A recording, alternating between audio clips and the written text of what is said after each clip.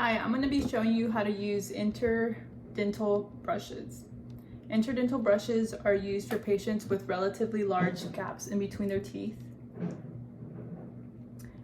Gaps between your teeth are caused by gum recession, missing teeth, grinding and clenching, and gum disease. Food impaction in between these spaces can really cause some perio issues later on, so it's important to keep these spaces clean. The size of the gaps determines the size of the brush being used. And in this video, I have two different sizes, the tight and the moderate. You begin by wetting the brush bristles,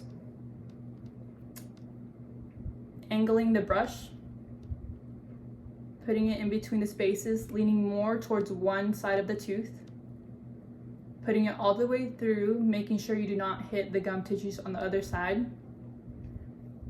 You retract and do it a few times.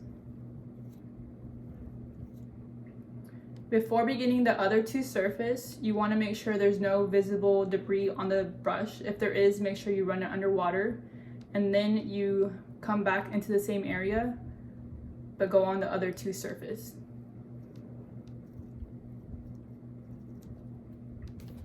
Once you are done cleaning your interproximal spaces, you run the brush under water, you let it air dry, and then you cap the brush. Each brush should last you about a week, or you can replace whenever the bristles begin to bend back or fall apart. When you first start using the brushes, you'll start bleeding a little bit, but that's normal.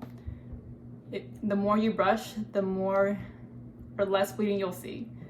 Try to use the brushes once a day before you brush or floss. I know we covered a lot, but do you mind showing me how to use the interdental brush so I can make sure I was clear in my instructions? Yeah.